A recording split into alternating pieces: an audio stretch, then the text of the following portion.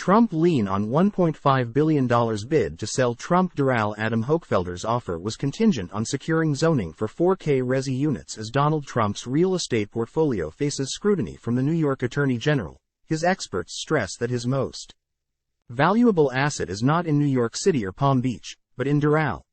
To back up their claims, the experts say the 650-plus acre Trump National Doral Miami resort has unparalleled redevelopment opportunities in South Florida's booming real estate market. They cite a $1.3 billion valuation from Newmark. Time equals 400 ms. greater than. They also point to a previously unreported bid from controversial investor Adam Hochfelder's New York-based Turks Capital Partners in mid-June to acquire the property for $1.5 billion.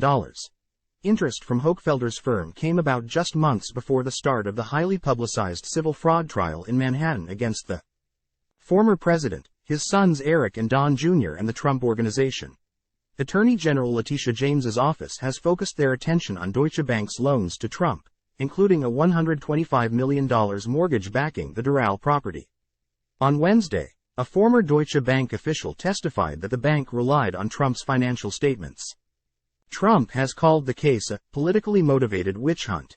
Trump's legal team has also hired its own valuation experts to refute the Attorney General's valuations.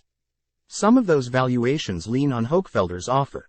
But Hochfelder says the potential bid was dependent on substantial upzoning to build thousands of residential units, which would mark one of the biggest residential development sites in South Florida.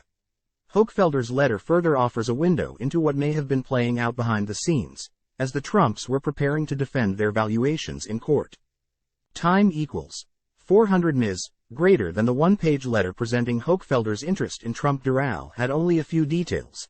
It was signed by Hochfelder and addressed to Eric Trump, thanking Trump for working with us on the potential acquisition.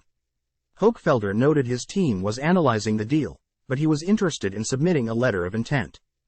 Hochfelder also said he was willing to enter into a non-disclosure agreement to receive financial information to conduct a proper evaluation of the property. There are still questions that need to be answered and additional work that needs to be done, he wrote. The timing of Hochfelder's letter was fortuitous for Trump's legal team. Just 2 weeks after the June 19 letter, Trump's experts, Frederick Chin and Greg Kristovich, submitted their rebuttals of the Attorney General's experts' valuations. Both claim the Attorney General's expert Larry Hirsch ignored the Trump Doral property in his assessment. Time equals 400 ms. greater than. They highlighted a presentation by Newmark in 2022 that included future development, which valued it at $1.3 billion. Hochfelder's bid was even higher than Newmark's and much higher than the valuations included in Trump's statements of financial condition, since those estimates were only based on the value of the 643-room resort and 4 on-site golf courses. Although this offer was not finalized, it serves as an indicative measure of the property's perceived value by a qualified market participant, Chin said in an affidavit. Hochfelder confirmed to The Real Deal that Turks and its institutional partner were in talks with the Trump Organization to make a bid on Trump National Doral and all of the land related to the property. But he made an important distinction. The offer was contingent on obtaining approvals to build 4,400 residential units on the property, which he said his lawyers at Nelson Mullins were reviewing. Hochfelder is a unique character in New York City real estate, and his career has been marked by a series of highs and lows. Hochfelder burst into the scene in the 90s, rising up the ranks at Newmark before partnering with Richard Calico to start Max Capital. There, the company's portfolio grew to be worth over $2 billion and included 237 Park Avenue and 230 Park Avenue. Yet, his career later hit rough spots. In 2010, he pleaded guilty to 18 counts of grand larceny and scheming to defraud investors, which included his friends and family. He was sentenced to 2 years and 8 months in prison and ordered to pay $9.50 million in restitution.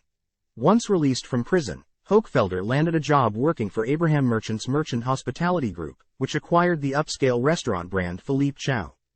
About 2020, the partnership collapsed, and Hochfelder launched Turks Capital with his father James.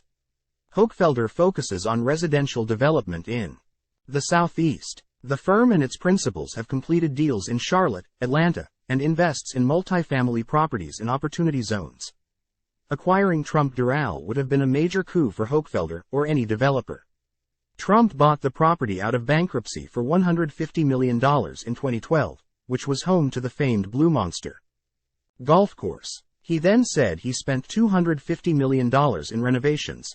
Doral was a dump when the Trump organization bought it, Kristovich said.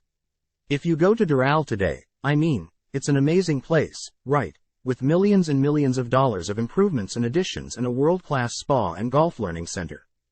Time equals 400 ms, greater than the real opportunity, however, for any developer is the ability to build homes on the golf courses and the surrounding property. In South Florida, land prices or residential developments have set records in recent years. Trump sought approval early last year for more than 2,200 residential units as part of a larger mixed-use addition on a 56-acre portion of Trump Doral that does not include the golf courses. It finally secured the green light last month for a land use change allowing for less density. About 1,400 residential units can now be built.